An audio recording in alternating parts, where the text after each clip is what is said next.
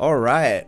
Welcome back to another episode of Did You Nomad DNMs. Really excited today because we've got the wonderful Mercedes on with us. We met on Halloween, which was such a special night. It was really, really cool. So yeah, Mercedes, do you reckon you could tell us a little bit about yourself first of all and what you do? So I am a sustainable food systems consultant. I do USAID projects in South America and Africa. So USAID is the U.S. agency for international development. So I do a lot of the projects in country when I'm working directly with people, but everything else can be done remotely. But I also run a small media company where I focus on food and culture.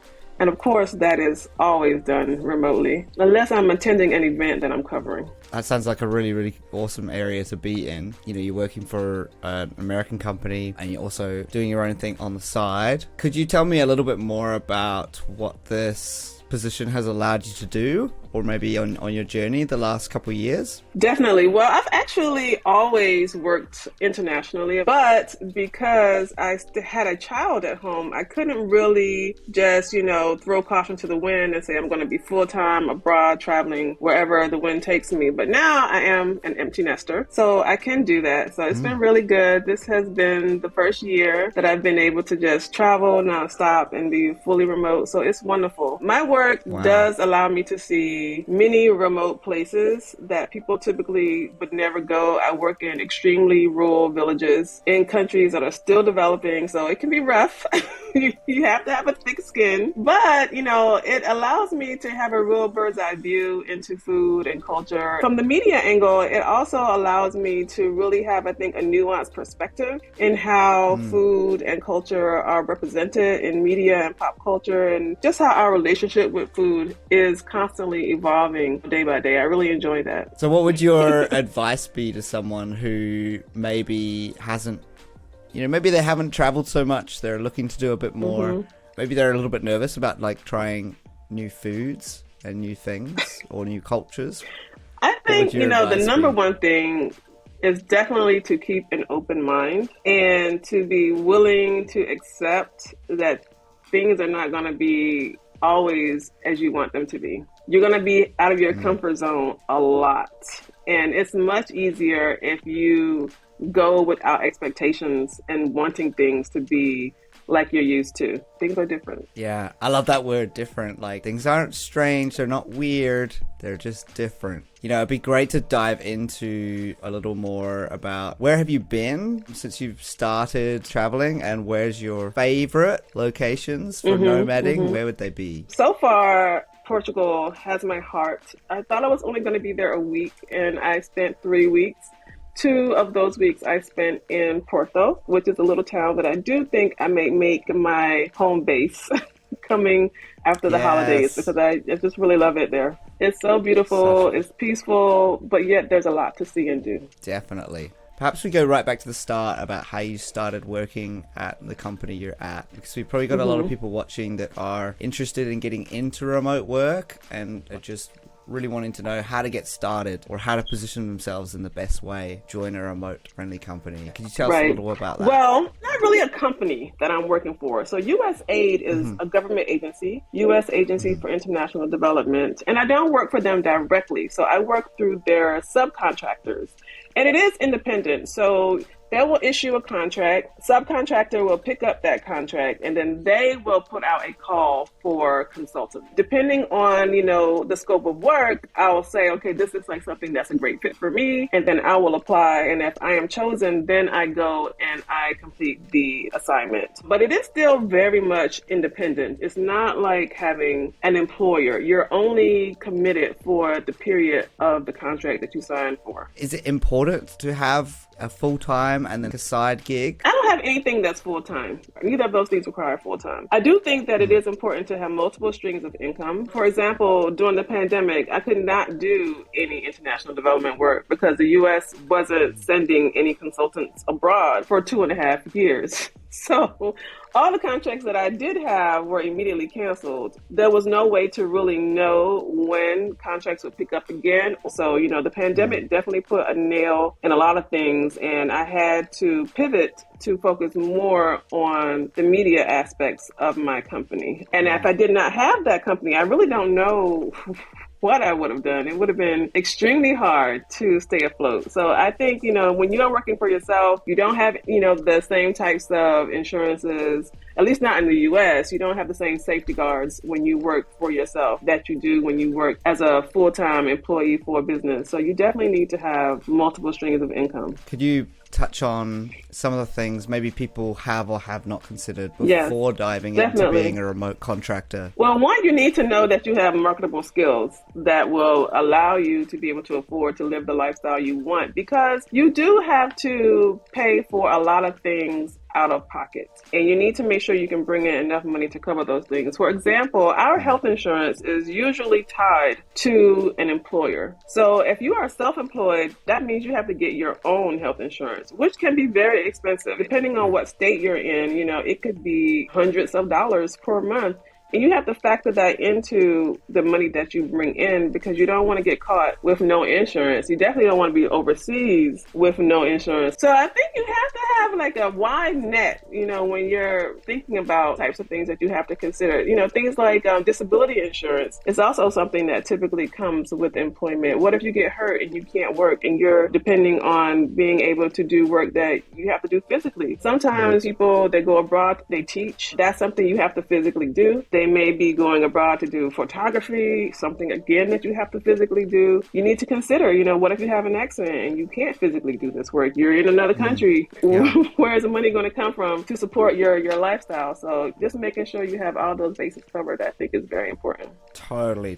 And you covered some really good tips there. We mentioned multiple streams of income, having your business, having different contracts that you can accept, not all your eggs in one basket, and also definitely learning what your marketable skills are. What's that value that you're bringing to the market to be able to support yourself? Because travel, it can be a little cheaper in developing countries, but still you're paying for a lot of things. Would you ever go back to being full-time employed, even if it was for a remote company?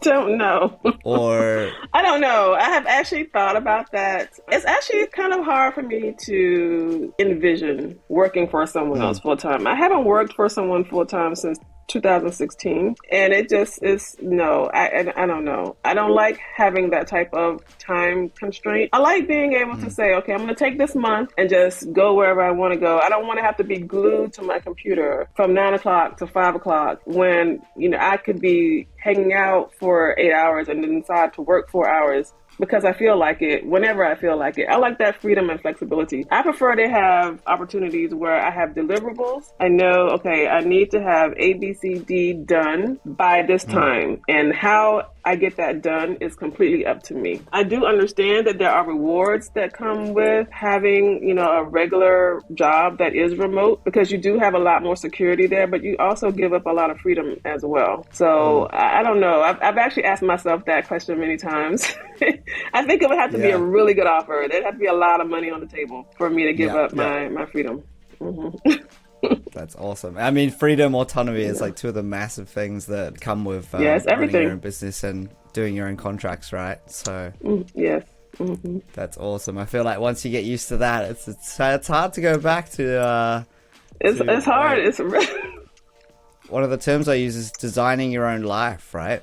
You've got a lot more agency over your life to design it how you want now. And for me, freedom is everything. I spent a lot of years trying to climb the ladder in DC, working on Capitol Hill and working, on policy and then in nonprofit management. And, the higher and higher I got, the more and more constrained my lifestyle was. And for me, it's just not the type of lifestyle that I wanted anymore. I think, when people think about being a digital nomad, they do tend to think of, millennials and young people, out, catching the waves and then getting on their computer whenever they want to. But I think also for older people, it is a way of life that they should consider, because even when you are, not young, you still have life to live.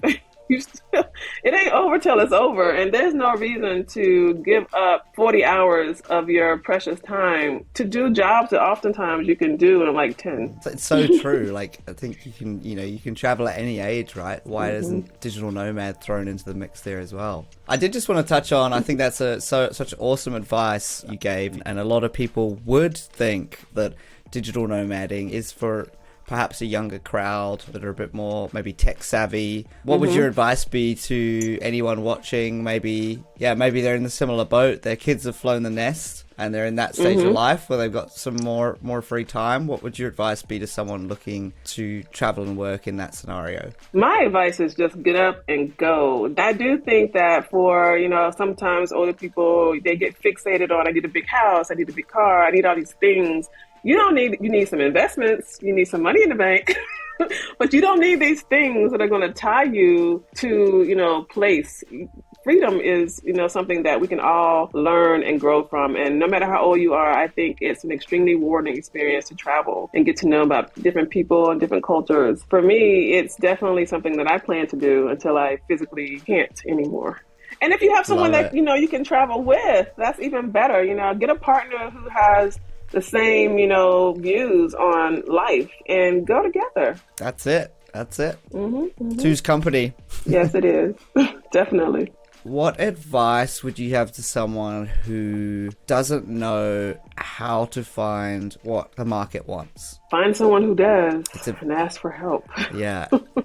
Because you have to. You have to know how to market yourself. I mean, for me, social media is everything. LinkedIn in particular, when it comes to professional contracts, I think is extremely useful. So having a well-built out LinkedIn page that completely shows, the full scale of what your capacities are, get recommendations from people you've worked with, put photos on it, allow it to tell the story, I think is important. But, if you can't do it yourself, get someone to help you. There's a lot of other freelancers out there that you can hire that will be more than willing to help you, tell your story. But I think it's absolutely vital because, it's competitive, especially now after the pandemic. No one wants to be trapped in an office. Everyone is looking for remote work. So you have to be able to sell yourself. That's it. I think you touched on LinkedIn there. Is that your primary kind of source for finding clients? Yes, it is. LinkedIn is definitely primary for finding contract work. I mean, you can do so much around networking because you can be a LinkedIn creator where you can write blog posts, you can do video posts, which will allow you to show, your expertise in an area. You can connect with people who are leaders in the organization in a way that you can't on any other platform. I think that it's extremely beneficial when you're talking about finding remote opportunities or any kind of contract business opportunities. LinkedIn is the place to be. It's so interesting, to see, LinkedIn such a big area for finding clients and that professional consultation space as well. On the LinkedIn side of things, would you have any advice for someone looking to get into the consultation space using LinkedIn? Well, the number one thing is that LinkedIn should